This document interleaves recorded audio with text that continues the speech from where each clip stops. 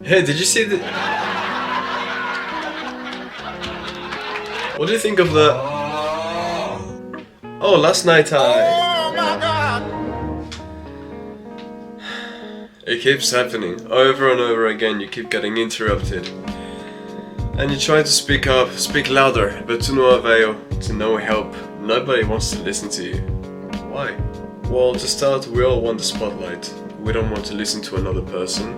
However, we do like being entertained. So knowing this is an approach that you should take. How can I entertain others while speaking, so that I may not be interrupted? What you are asking for here is a trade-off of their attention versus the information that you're going to give them. So you gotta make sure that the information is either useful to them, which if you're just having a normal conversation probably won't be the case, or is entertaining and fun for them. There's many ways of making this fun. You don't have to be a stand-up comedian. You can also make them feel good about themselves. I've had problems in the past with getting interrupted, and finding a way to overcome these interruptions was at first very frustrating, because I would want to just curse them out and say, hey, listen to me, but I understood that that wasn't the right way to go about things.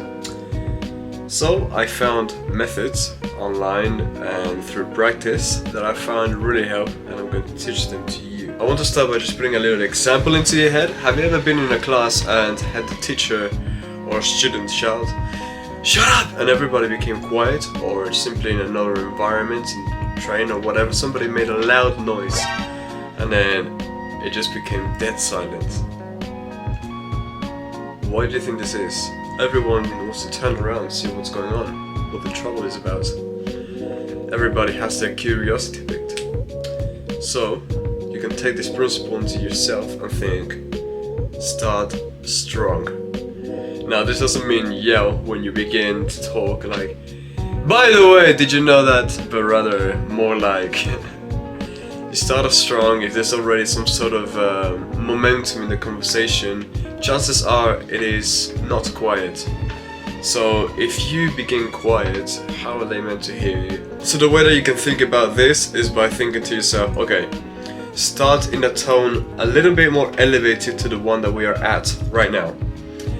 And that's all. After that, you don't want to just start strong and then become really quiet, because just like when in a train there's a loud noise and everybody shuts up, they will look away immediately, because they will realize it was just, oh, this guy just dropped his bag or whatever. It was nothing important. You gotta keep it to a certain extent, and to keep it, you project your voice. Now, singers will know how to do this better, or people that have trained their voice for medical reasons, or public speakers and things of the sort. But to project your voice, you have to first have some sort of technique to breathe into your diaphragm, or an understanding of how to do it, and reach your voice from down there, from your belly almost. And as you speak, let it travel, and picture as if you were throwing it, as if you were throwing your voice and you were trying to reach as far as you could with it. So just to, like, as an example right now, when you just look in front of you and think, okay, I'm going to have my voice reach that wall over there, or whatever you have in front of you. You will notice, if you do it properly, that your voice has a different texture to it, a different quality. So for example, I'm speaking kind of normally here, a little bit louder so you can hear me in this microphone, but not if I was to project it, it'd be like, hey, can you hear me? It's not exactly the quality of yelling like, hey, but it's rather like, right? And I'm reaching further, hello, right, kind of thing. And be confident in your touch, and don't be afraid to put your arm around them or point at them and hug their chest, unless it's a girl. But you understand what I'm trying to say.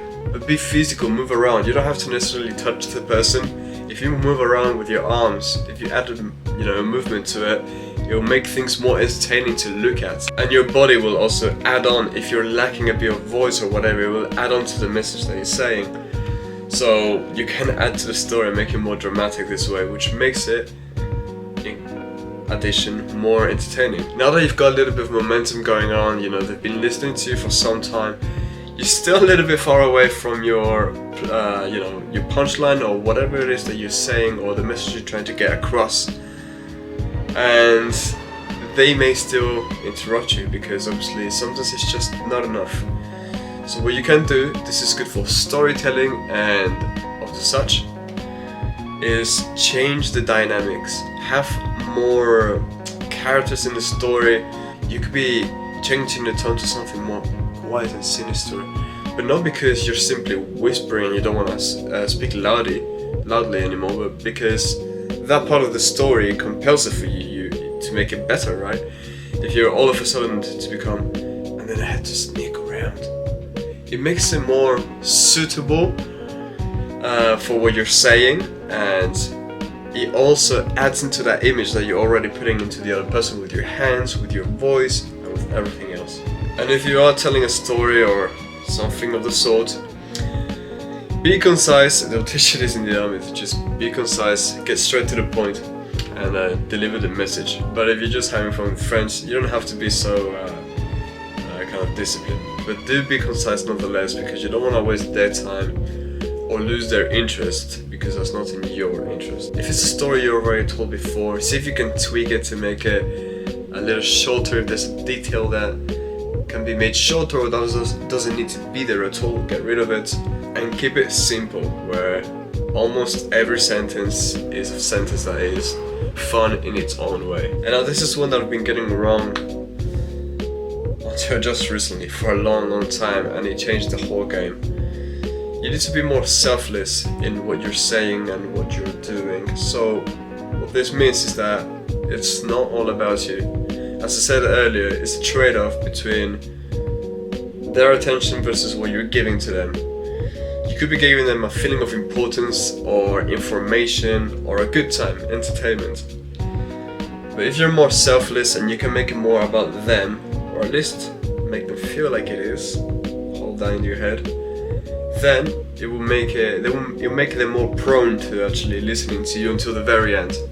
Now, what I mean by making them think it's about them is you could start by saying, yeah, what you're saying reminds me of something very similar, and then you carry on. You'll make them think, oh, something that relates to me, let's hear what it is. Or maybe if you're not telling a story but rather you want to give some sort of insightful information, you can use them as an example, or them as a platform, right?